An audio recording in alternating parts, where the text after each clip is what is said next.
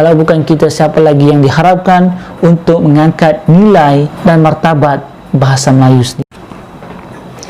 Bismillahirrahmanirrahim. Assalamualaikum warahmatullahi wabarakatuh. Alhamdulillah, hari ini saya akan menjelaskan dasar bahasa dan peranan bahasa Melayu di Malaysia. Secara umumnya, dasar bahasa merujuk kepada proses memilih dan menetapkan bahasa apa yang hendak digunakan dalam sebuah negara yang merdeka. Dengan perkataan lain, sebuah negara yang bebas, merdeka memerlukan satu bahasa yang jelas untuk menggerakkan sistem pentadbiran, untuk menggerakkan sistem pengurusan kerajaan, tata kelola negara dan sebagainya. Dengan contohnya dalam konteks Malaysia memerlukan satu bahasa untuk menggerakkan, untuk memajukan negara ini. Begitu juga dengan Indonesia, memerlukan satu bahasa yang jelas untuk menggerakkan, untuk mentadbir negara mereka. Begitu juga dengan negara-negara lain. Dengan perkataan lain, semua negara yang merdeka atau mana-mana negara yang ingin merdeka, yang bebas, memerlukan satu bahasa yang jelas untuk mentadbir, memajukan negara mereka. Jadi dalam konteks ini, dalam konteks Tanah Melayu ini, kita telah memilih dan meletakkan bahasa Melayu sebagai dasar bahasa utama di Malaysia. Proses pemilihan dan penetapan ini berlaku sebelum Tanah Melayu mencapai kemerdekaan. Dengan lebih tepat lagi, semasa proses pembentukan atau semasa proses untuk mencapai kemerdekaan, bahasa Melayu telah menjadi salah satu daripada aspek penting ataupun persoalan dasar bahasa telah diambil kira sepanjang proses pembentukan Tanah Melayu. Selepas kita memilih dan menetapkan bahasa tersebut, apa pula peranan-peranan yang dimainkan oleh bahasa Melayu? Di dalam konteks ini ada 4 peranan utama bahasa Melayu. Ada beberapa pandangan, ada yang mengatakan 3 peranan bahasa Melayu, ada yang mengatakan 4, ada yang mengatakan 5. Tapi dalam konteks ini 4 perkara ataupun 4 peranan utama bahasa Melayu. Satu, bahasa Melayu sebagai bahasa kebangsaan. Yang kedua, bahasa Melayu sebagai bahasa rasmi. Yang ketiga, bahasa Melayu sebagai bahasa perpaduan. Dan yang keempat, yaitu bahasa Melayu sebagai bahasa ilmu. Baik, saya akan menjelaskan secara serentak tentang konsep bahasa kebangsaan dan bahasa rasmi. Bahasa kebangsaan, kata dasarnya ialah bangsa. Konsep bahasa kebangsaan merujuk kepada penduduk asal ataupun yang menunjukkan identiti asal ataupun jati diri asal sesuatu negara. Dalam konteks Tanah Melayu, penduduk asalnya ialah orang Melayu yang menuturkan bahasa Melayu.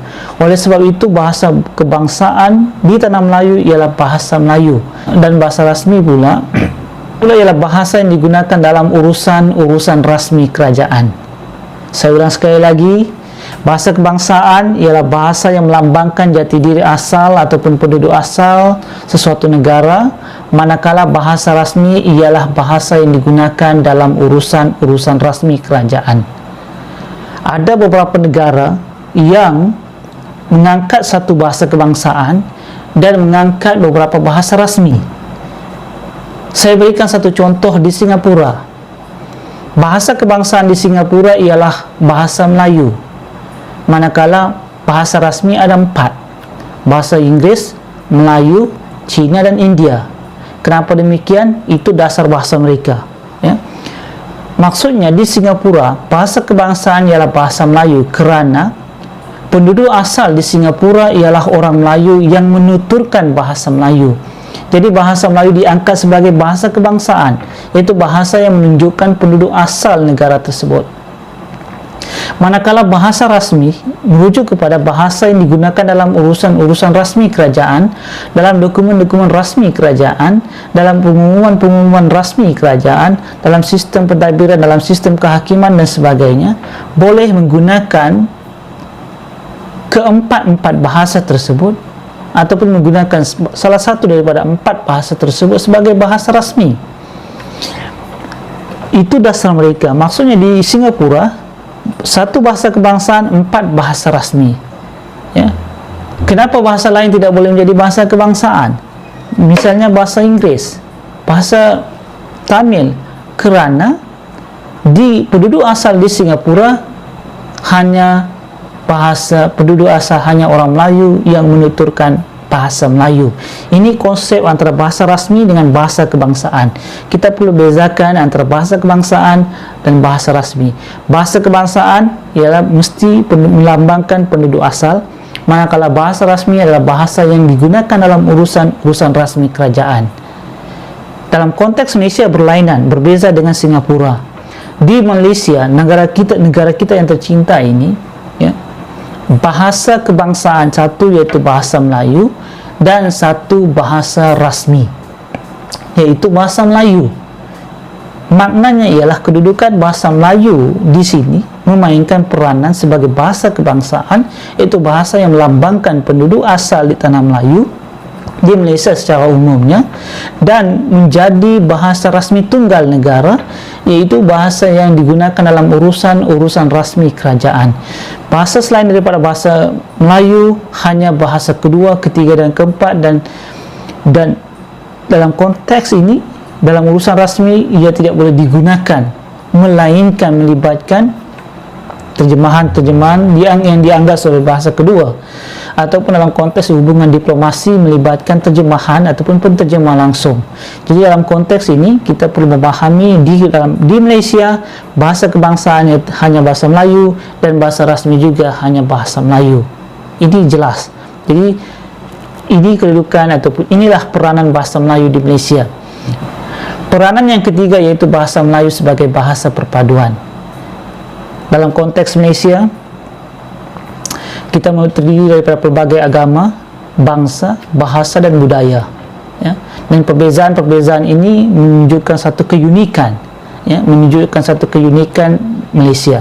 Namun dalam konteks perpaduan kaum, dalam konteks perpaduan bangsa ni, Malaysia ini, kita perlu menggunakan, ya, satu alat yang sesuai untuk menyatukan pelbagai kaum di Malaysia. Alat yang paling berkesan, yang difikirkan paling sesuai untuk menyatukan pelbagai kaum di Malaysia hanya melalui bahasa Melayu. Sebab itu kita terapkan dalam konteks ini, dalam falsafah pendidikan kebangsaan, bahasa Melayu telah diterapkan dalam sistem pendidikan utama di tanah Melayu di Malaysia, supaya masyarakat yang lahir dalam sistem pendidikan kebangsaan ini boleh bertutur dalam bahasa Melayu dengan baik, boleh berkomunikasi antara satu kaum dengan kaum yang lain dengan baik, dan ini mewujudkan perpaduan kaum. Sebagai kaum, kalau kita ingin mewujudkan perpaduan kaum, kita tidak boleh menggunakan ataupun mewujudkan satu agama yang sama untuk menyatukan pelbagai kaum agama di Malaysia. Dan saya percaya ini tidak akan berlaku, ya. Sebab setiap kaum tidak akan dapat menggugurkan prinsip-prinsip agama mereka untuk mewujudkan satu bahasa agama yang mewujudkan satu agama, supaya dengan tujuan kita dapat bersatu padu. Ini tidak akan boleh berlaku, ya. Jadi dalam konteks ini alat yang paling berkesan untuk mewujudkan perpaduan kaum di Malaysia hanya melalui bahasa Melayu. Baik, yang seterusnya ialah bahasa Melayu sebagai bahasa ilmu. Peranan yang keempat, kan? Bahasa Melayu sebagai bahasa ilmu ialah bahasa yang digunakan sebagai bahasa pengantar utama di semua bidang ilmu pengetahuan di semua peringkat pendidikan. Bermula daripada bidang ilmu sastra, bahasa, geografi, sains, politik, teknologi maklumat, fizik, kimia, astronomi dan sebagainya, menggunakan bahasa Melayu. Dan di semua peringkat pendidikan daripada sekolah rendah hingga sekolah menengah, sekolah asasi, diploma, ijazah sarjana, sarjana muda, sarjana ijazah sarjana, PhD ataupun doktor falsafah. Ini secara umumnya tentang bahasa Melayu sebagai bahasa ilmu, ya. Jadi anda sebagai rakyat Malaysia perlu memahami kedudukan, fungsi bahasa dasar dan fungsi bahasa Melayu di Malaysia. Ini menjadi salah satu perkara penting yang perlu anda fahami supaya dapat memartabatkan bahasa Melayu sebagai bahasa kebangsaan, bahasa rasmi, memartabatkan bahasa Melayu sebagai bahasa perpaduan, dan sekaligus memartabatkan bahasa Melayu sebagai bahasa ilmu. Kalau bukan kita, siapa lagi yang diharapkan untuk mengangkat nilai dan martabat bahasa Melayu sendiri? Tak kira kaum, agama, bangsa, yang penting anda bergelar sebagai rakyat Malaysia wajib memartabatkan, memahami dasar bahasa dan peranan-peranan yang dimainkan oleh bahasa Melayu.